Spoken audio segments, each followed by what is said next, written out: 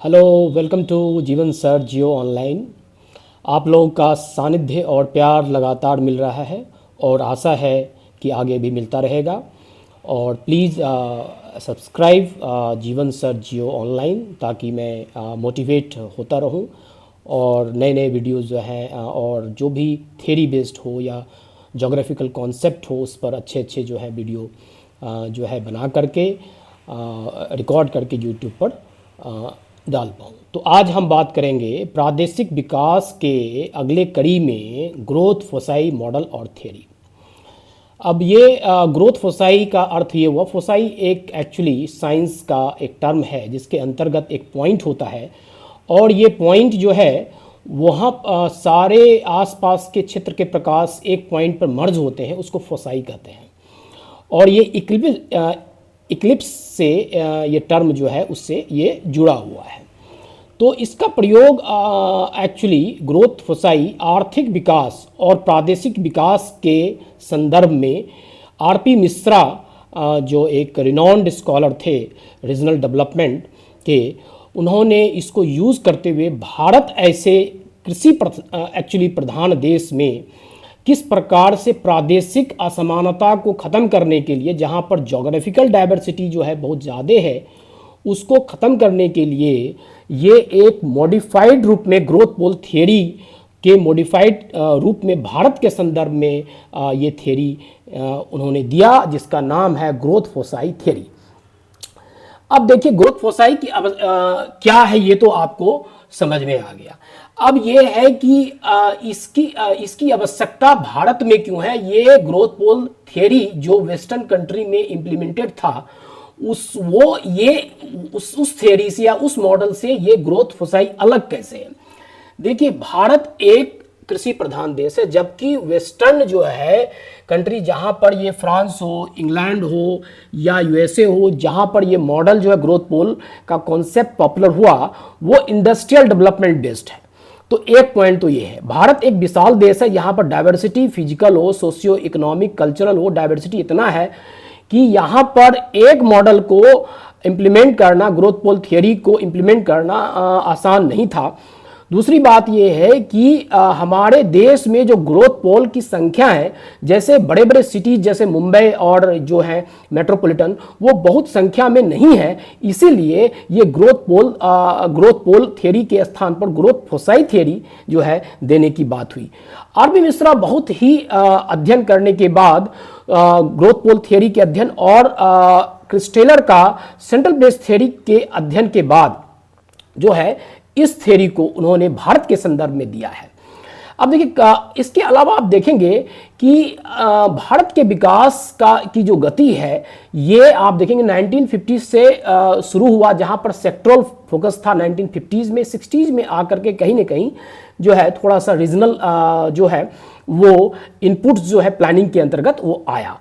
लेकिन ये विकास की जो गति है वो कहीं ना कहीं हरित क्रांति के बाद किसी पर्टिकुलर एरिया में या पंजाब हरियाणा वेस्टर्न उत्तर प्रदेश में सीमित रहा। और इसके कारण क्या हुआ कि पूर्वी भारत और भारत के खास करके नॉर्थ ईस्ट जो स्टेट्स हैं, 7 एक्चुअली सिस्टर्स हैं, वो बैकवर्ड जो है रह गए। और इसी संदर्भ में आप देखेंगे पूरी भारत और पूरा ईस्टर्न जो है इंडिया के बैकवर्डनेस को ध्यान में रखते हुए ये कहा गया और बहुत बड़ा रूरल एरियाज जो है भारत में ये विकास की मुख्य धारा में आ नहीं पाया। इसी को ध्यान में रखते हुए आरपी मिश्रा ने इस मॉडल को वैसे क्षेत्र जो ड्रॉट प्रोन हो, या वो हिली एरिया हो, या वो डिस्टेंट प्लेस हो, या बहुत बड़ा हिंटरलैंड हो, रूरल एरियाज हो, वहाँ पर पूरे एरिया में सेंटर जो है, एक्रॉस सेंटर जो है वो डेवलप करने की बात थी।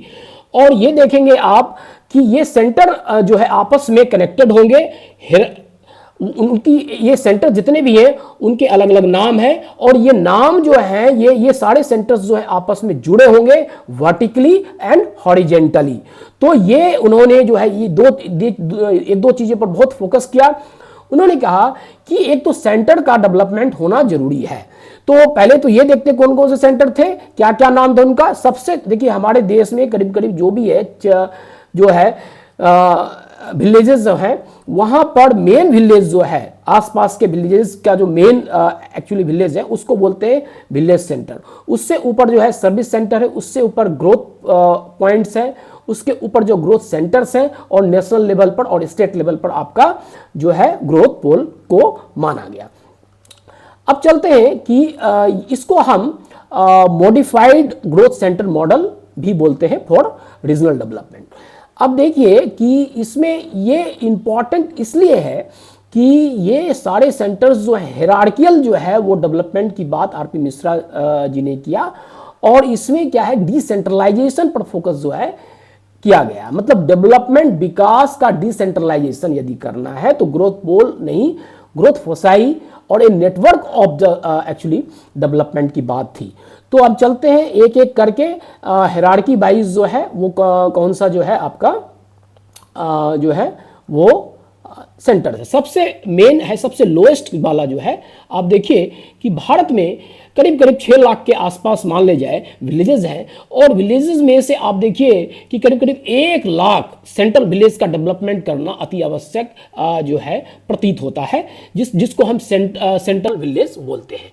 ये विलेज आसपास के छोटे छोटे 6 विलेजेस को सर्व करेगा और अबाउट 6,000 जनसंख्या को भी ये सर्व करेगा। और वहां पर मेन सेंटर में क्या क्या रहेगा, तो मार्केट रहेगा, छोटा सा मार्केट जिसको हम ग्रामीण जो है बाजार बोलते हैं। मनोरंजन के कुछ साधन होंगे और कुछ जो है वहां पर मेला वगैरह होगा, और थोड़ा सा वहां पर आपके सोशियो कल्चरल फंक्शन के लिए जो है वहाँ पर कम्युनिटी हॉल विलेज लेवल पर होगा।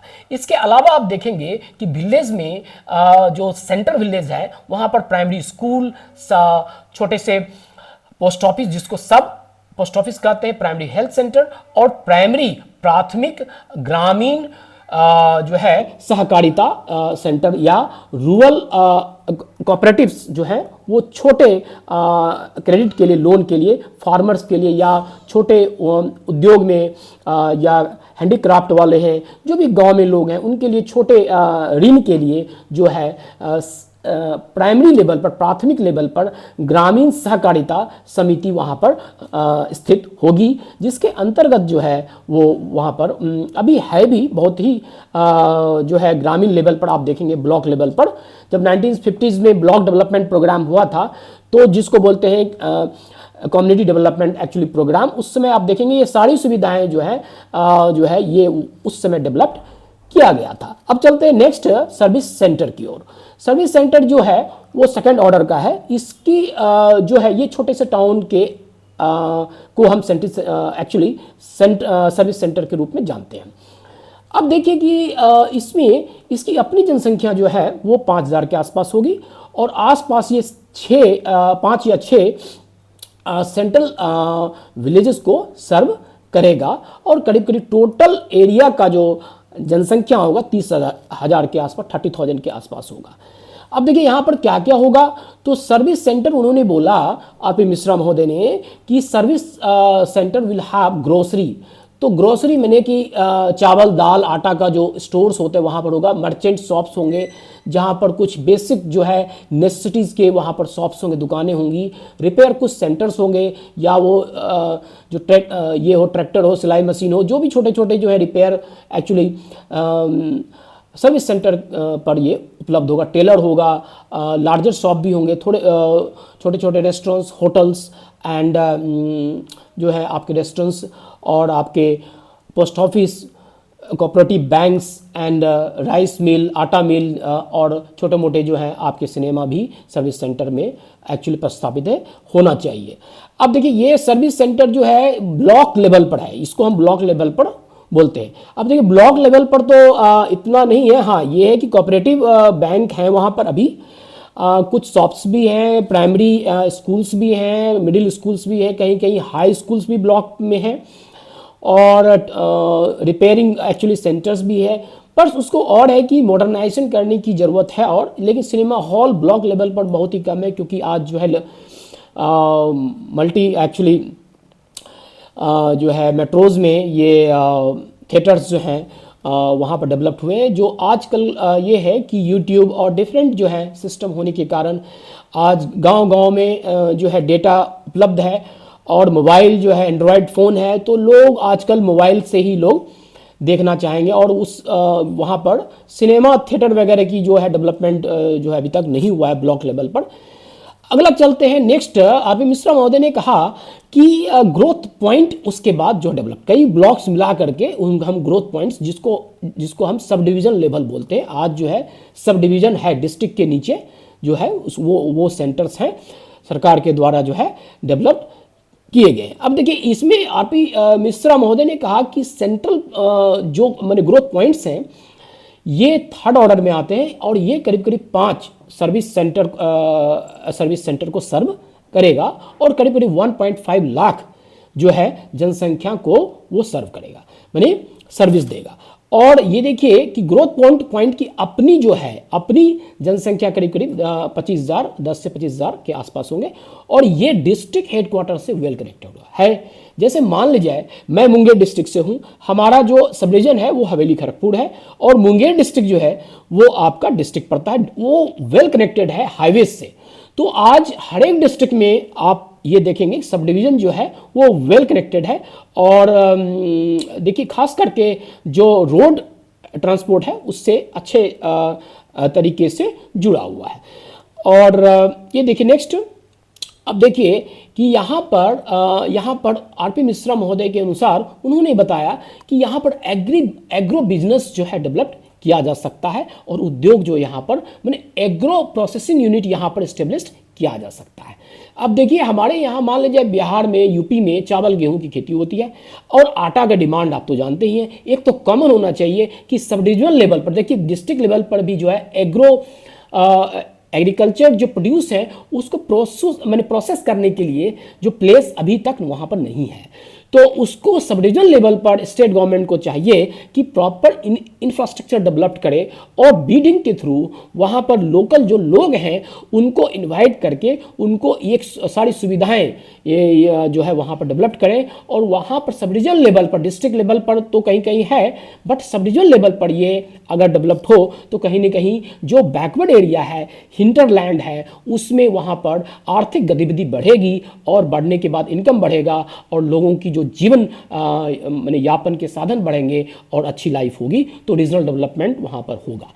तो अब चलते हैं कि छोटे छोटे उद्योग के वहाँ पर विकास हो सकता है।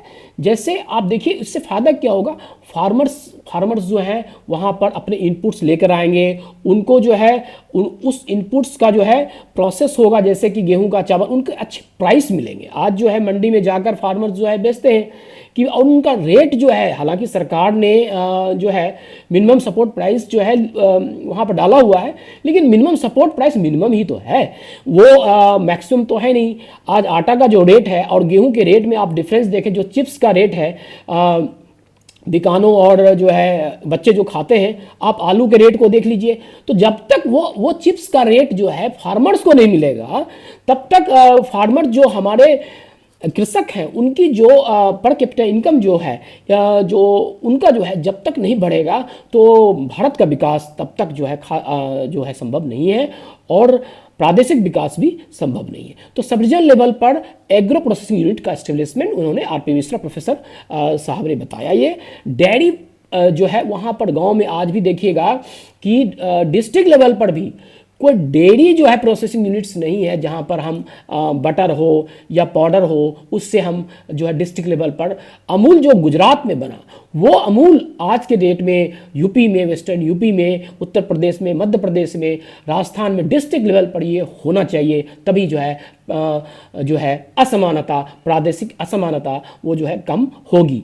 तो ये इस लेवल पर हमें कॉलेज चाहिए, कॉलेज तो है, सब डिविजनल लेवल पर कहीं ना कहीं कॉलेज जो है डेवलप हो गया है, और प्राइमरी और कम्युनिटी हेल्थ सेंटर भी वहाँ पर डेवलप्ड है।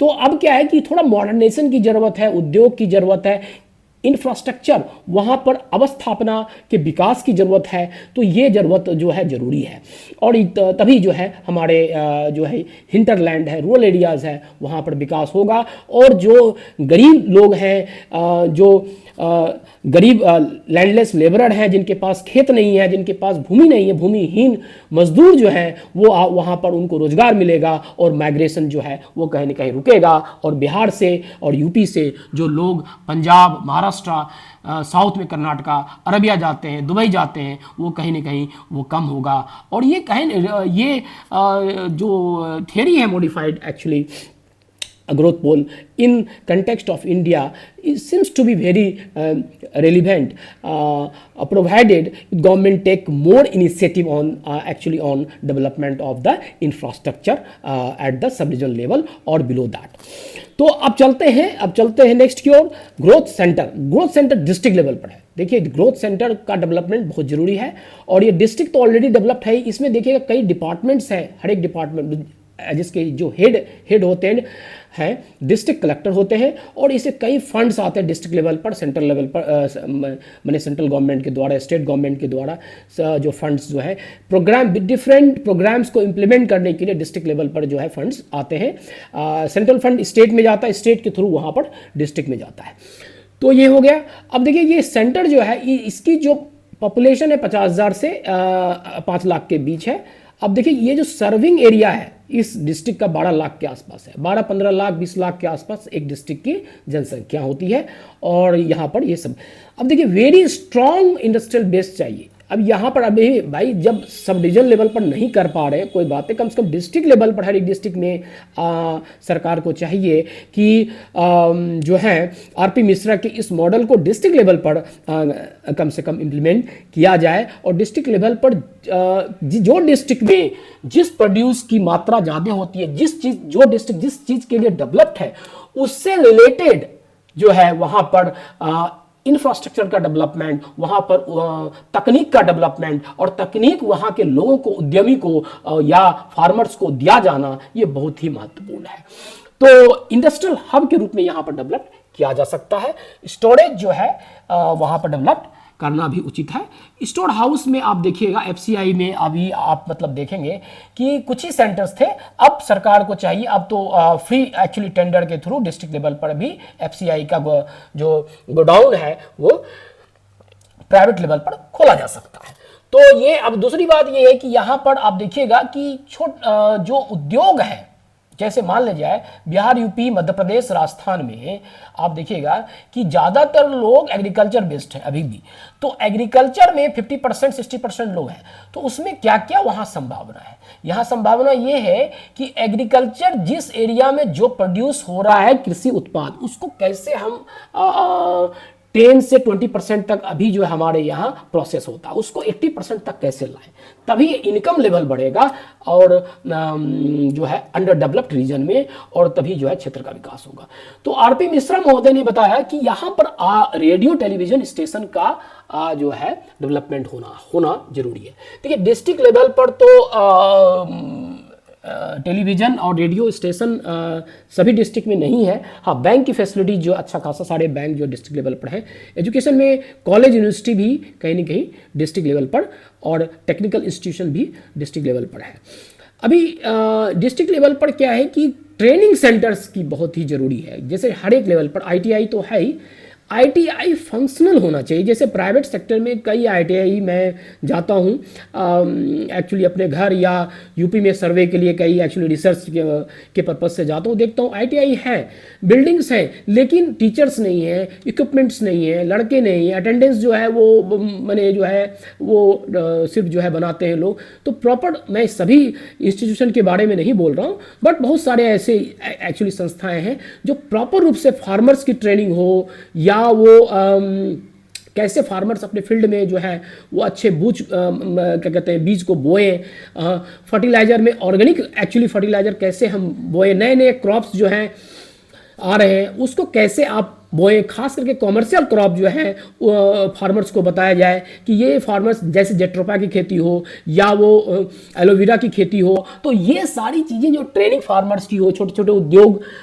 में जो लोग लगे हुए हैं, जो लघु उद्योग, कुटीर उद्योग में जो लोग भारत के डिफरेंट क्षेत्र में बैकवर्ड एरिया में जो लगे हुए हैं, उनका विकास जो है वो बहुत ही जरूरी है। तो जब तक वो विकास नहीं होगा, प्रादेशिक विकास और रीजनल डेवलपमेंट नहीं हो सकता, और जब तक रीजनल डेवलपमेंट नहीं होगा, भारत का विकास एक्चुअली संभव मुश्किल प्रतीत होता है। तो ये हो गई। अब आरपी मिश्रा महोदय ने कहा कि सबसे बड़े सेंटर जो डिस्ट्रिक्ट लेवल पर हो या नेशनल, ये सॉरी, सबसे बड़े जो एक्चुअली सेंटर्स है ग्रोथ पोल, वो या तो स्टेट लेवल पर होगा, जैसे पटना हो गया, जैसे भोपाल, इंदौर, भिलाई, रायपुर, ग्वालियर, दिल्ली, कलकत्ता, ये सब ग्रोथ पोल्स हैं। अब इस ग्रोथ पोल को हम क्या करेंगे, ग्रोथ सेंटर्स जोड़ेंगे। ग्रोथ सेंटर जो है वो ग्रोथ पॉइंट से जुड़ेगा, और growth point growth service centre जुड़ेगा, और जो है सारे सेंटर जो विलेजेस हैं वो आपके जो है वो आपके ग्रोथ पोल से कनेक्टेड हायरार्की रूप में स्पेशली कनेक्टेड इंटीग्रेशन होगा। और ये इंटीग्रेशन इस प्रकार का सिर्फ थियोरेटिकल नहीं होगा। द फ्लो ऑफ एक स्टेज के थ्रू जो फार्मर्स, जो गांव में जो फार्मर्स खेती कर रहे हैं, उनका प्रोड्यूस प्रोसेस होकर डिस्ट्रिक्ट लेवल पर रेडी हो जाएगा, और उसके चैनल को, उसके ट्रांसपोर्ट चैनल के थ्रू वो ग्रोथ पोल पर आएंगे, और ग्रोथ पोल पर जनसंख्या ज्यादा है, कंजम्पशन ज्यादा होगा, और कंजम्पशन ज्यादा होकर के उसका डिमांड बढ़ेगा। और देखिएगा वो चिप्स जो है, जो हम 10 रुपये में 100 माने 50 ग्राम लेते हैं, और वो रेट जब भी फार्मर्स को जाएगा, हमारे देश का विकास बहुत तीव्र गति से होगा। और प्रादेशिक विकास जो है वो भी आप बैलेंस डेवलपमेंट जो है भारत का विकास आप देख सकते हैं इसमें। तो आरपी मिश्रा का जो ये मॉडल है वो एक्चुअली प्रतीत होता है, as per the theory government can play very significant role in strengthening the vertical and horizontal linkages between different growth centres in India, and that is actually according to Mishra ji, actually growth pole can offer financial, technological, research based actually services, industrial direction to all growth actually centers in order to develop the entire region।